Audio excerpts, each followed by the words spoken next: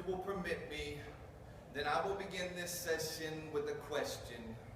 A question that is perplexing and has perplexed the next man's purpose. Yes, even the best men go left when they're left with obsessing with this question.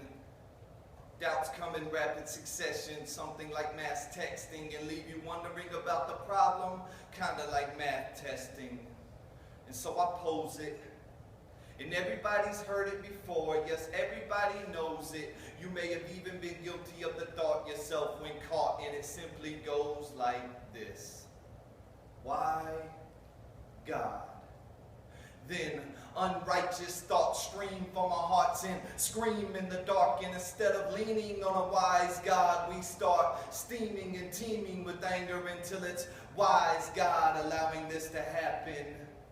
You see, God, when I said that you could have me, I really meant more for the good, not the bad. So in essence, I guess I only meant half me. But I'm more than happy to live this life out happily. When Jeremiah said that the plans that you have for me were to prosper. So what is this that you've haphazardly handed me, God? It's what I stand on.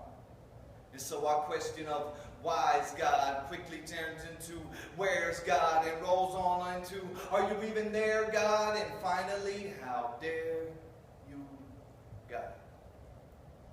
You know, it's funny how we are. We never really stop believing in God when things go wrong, but it's just so we can have someone else to place the blame on. And it's that same old song that we've been singing since Eden. When Eve had bitten the fruit she knew she shouldn't be eaten, she quickly placed the blame on that old demon, but not before Adam. He blamed God. You know, I used to have that mentality when I followed prosperity preaching. But try to make every day a Friday, you're just setting yourself up for a weekend. So don't be weakened by these wolves in sheepskin. You see, sheepskins burst when new wine's put in. So allow the question to be reversed to read something like this. Why not?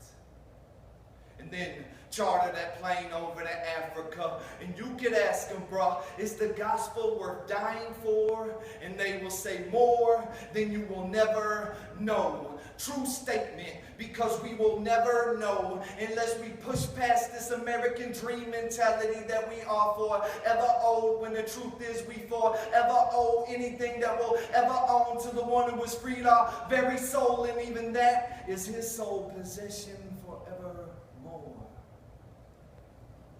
When did suffering for a God who created us become something to be ashamed of? I am more concerned that when that day comes, he won't even know my name, bruh. He'll look at me and say, I don't know why you came for, because your life said I wasn't worthy enough to suffer pain for.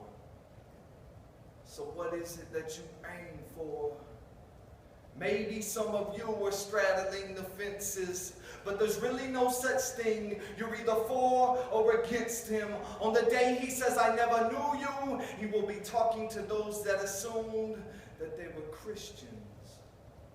Shocking, I know. That's why we really need to get this. Go and be my witness, but that's hard to do when we stay glued to a church pew.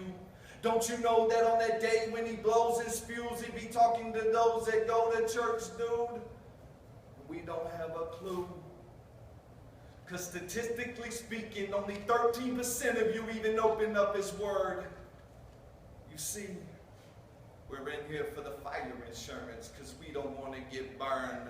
We don't want to give until it hurts. Don't want to live out what we've heard. God forbid we give it all away to spread his word, because then let the gossip begin like, did you hear what Mike did?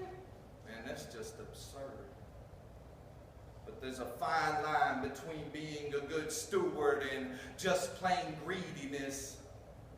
Let it be something I really want, and I'll magnify what I need it is. So justify the reason why we pass by homeless people on the bypass. Excuses like, they're just going to buy drugs with the money, so let's just ride past. Ignore the conviction that I'm feeling at the moment until the time's passed.